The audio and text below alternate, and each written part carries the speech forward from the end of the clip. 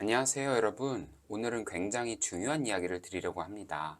요즘 뉴스에서 환율이 1600원을 넘을 수도 있다는 말 들어보셨나요?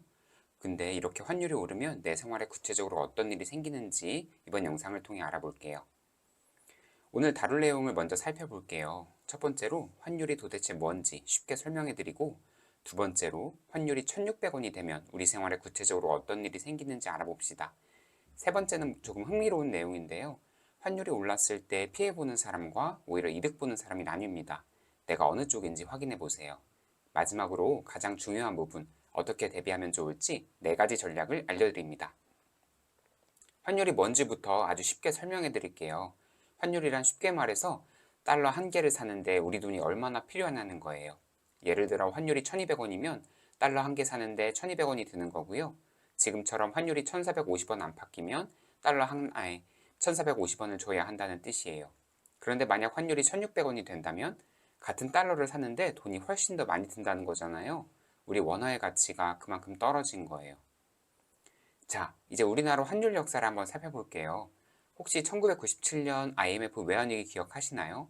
그때 환율이 무려 1690원까지 치솟았어요. 그때 많은 분들이 직장을 잃고 집을 잃었죠. 정말 힘들었던 시기였습니다. 2008년 글로벌 금융위기 때도 1570원까지 올랐었고요. 2022년에도 1440원을 넘었습니다. 그리고 지금 2026년 현재도 1480원 안팎으로 높은 수준이 유지되고 있어요. 전문가들은 1600원 가능성도 있다고 말하고 있습니다. 역사가 보여주듯 환율 위기는 언제든지 다시 올 수 있어요.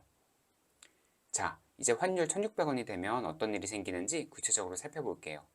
가장 먼저 느끼는 건 바로 장바구니 물가예요. 한국은 밀가루, 소고기, 커피, 원유 등 많은 것들을 수입에 의존하거든요. 수입품은 달러를 구매하기 때문에 환율이 오르면 수입 단가가 그대로 올라갑니다. 예를 들어 지금 10만원짜리 수입 소고기가 환율 1600원이 되면 13만 3천원이 될 수 있어요. 커피 한 잔도 지금 4,500원짜리가 5,800원이 될 수 있고요.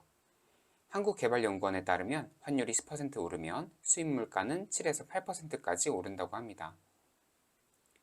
환율 상승은 기름값에도 직격탄을 날립니다. 한국은 원유를 100% 수입하는데 원유 결제는 달러로 하거든요. 그래서 환율이 오르면 주유소 기름값이 자연스럽게 따라 올라가는 거죠. 2025년 말 기준 이미 리터당 1730원 수준인데요. 1600원 시대에는 1900원 가까이 될 수 있다는 분석이 나옵니다. 차 한 번 가득 채우면 몇천 원씩 더 내야 하는 거예요. 전기요금도 마찬가지입니다. 발전소 연료의 대부분이 수입 에너지거든요. 4인 가족 기준으로 한 달에 만 원에서 2만 원 정도 추가 부담이 생길 수 있어요. 해외여행도 확 비싸집니다. 요즘 은퇴 후 해외여행 즐기시는 분들 많으시죠? 예를 들어 미국 여행 5박 7일을 계획하신다면 항공권, 숙박, 식비 합쳐서 약 2,000달러 정도 든다고 치면 환율 1,200원대에는 240만 원이었던 여행 경비가 1,600원이 되면 무려 320만 원으로 80만 원이나 더 들어요. 일본, 유럽, 어디든 마찬가지입니다. 환율이 오르면 해외여행은 그냥 사치가 되어버리는 거죠. 자, 이제 정말 중요한 내용입니다. 조금 충격적일 수 있어요. 지금 월급이 300만 원이라고 가정해 볼게요. 환율이 1,200원이었을 때 이 300만 원은 달러로 환산하면 2,500달러였어요. 그런데 환율이 1,600원이 되면 같은 300만 원이 달러로는 1,875달러밖에 안 돼요. 625달러, 즉 우리 돈으로 100만 원의 가치가 증발해 버리는 거예요. 월급은 그대로인데 해외 기준으로 보면 25%나 가난해진 겁니다. 수입 제품들 해외 서비스의 가격이 오르니 실생활에서 바로 느끼게 되죠. 이게 바로 환율 상승의 진짜 무서운 점이에요. 흥미로운 사실이 있어요. 환율이 오르면 모두가 피해를 보는 건 아니에요. 피해 보는 사람과 이득 보는 사람이 확실히 나뉩니다. 피해를 보는 쪽을 먼저 볼게요. 은퇴하신 분들, 연금으로 생활하시는 분들은 수입은 고정인데 물가만 오르니 힘드시죠. 해외 유학 보내는 부모님들도 학비가 폭증하고요. 수입 명품이나 전자제품도 다 비싸집니다. 반면에 이득 보는 사람들도 있어요. 수출 대기업에 다니시는 분들, 달러 자산을 가지신 분들, 금에 투자하신 분들은 오히려 환율 상승이 좋은 거예요. 자, 그럼 나는 어느 쪽인가요? 그리고 이득 보는 쪽으로 갈 수 있는 방법은 없을까요? 지금부터 바로 알려드릴게요. 자, 이제 대비 방법을 알려드리겠습니다. 첫 번째는 달러 자산을 일부 갖는 겁니다. 환율이 오르면 달러 가진 사람은 오히려 이득이에요. 1200원에 달러를 샀다가 1600원이 됐을 때 팔면 33%나 수익이 나는 거니까요. 가장 쉬운 방법은 외화 예금, 즉 달러 통장을 만드는 거예요. 은행 가셔서 달러 통장 만들고 조금씩 달러를 사주시면 됩니다. 더 적극적으로 하고 싶으신 분은 달러 ETF나 미국 주식도 좋아요. 증권 앱 하나 깔면 5만원, 10만원으로도 시작할 수 있습니다. 전문가들은 전체 자산의 10에서 20% 정도를 달러 자산으로 갖는 게 좋다고 말해요. 두 번째 대비책은 금 투자입니다. 금은 예로부터 위기의 시대에 빛나는 자산이라고 불려요. 역사를 보면 확실합니다. 1970년대 석유 파동 때는 금값이 무려 20% 올랐고 2008년 금융위기 때도 6배, 코로나 때도 급등했어요.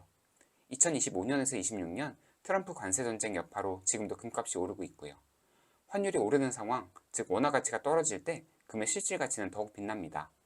투자 방법도 어렵지 않아요. 한국거래소에서 1g 단위로 살 수도 있고 은행 금 적립 계좌를 이용하면 매달 5만원씩도 적립 가능합니다. 전체 자산의 5에서 10% 정도를 금으로 갖는 게 전문가들의 추천이에요. 세 번째 대비책은 일상 소비를 스마트하게 바꾸는 겁니다. 환율이 올랐을 때 가장 직접적인 영향을 받는 게 수입식품인데요. 국내산 채소, 국내산 돼지고기를 선택하는 것만으로도 지출을 줄일 수 있어요. 에너지도 마찬가지예요. 전기, 가스 요금이 오를 것에 대비해 지금부터 절약 습관을 들이세요. 무심코 쓰는 전기를 10%만 줄여도 연간 꽤 큰 돈이 절약됩니다. 또 라면이나 쌀 같은 생필품은 가격 오르기 전에 조금씩 비축해두는 것도 좋겠지요. 그리고 할인카드, 캐시백 카드를 활용하시면 물가 상승분을 일부 상쇄할 수 있습니다. 작은 것 같아도 이런 습관들이 모이면 큰 차이를 만들어냅니다. 자, 이제 정리해 드릴게요. 오늘 내용을 실천으로 옮기려면 어떻게 해야 될까요? 딱 세 가지만 기억하세요. 첫 번째, 이번 주 안에 달러 통장 개설, 은행 앱이나 직접 방문해서 외화 통장 만들고 100달러부터 시작해 보세요. 두 번째, 이번 달 안에 금 적립 계좌 개설, 월 3에서 5만 원으로도 충분히 시작할 수 있습니다. 세 번째, 지금 바로 이번 달 지출 내역을 확인해 보세요. 불필요한 수입품, 구독 서비스를 줄이는 것만으로도 큰 도움이 됩니다. 이 세 가지만 해도 환율이 1,600원이 돼도 훨씬 더 안전하게 버틸 수 있어요.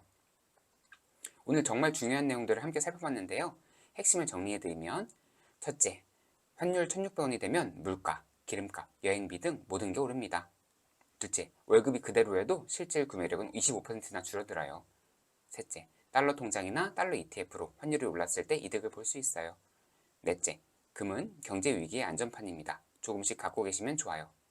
다섯째, 일상의 소비 패턴을 바꾸는 것만으로도 충분히 방어가 됩니다.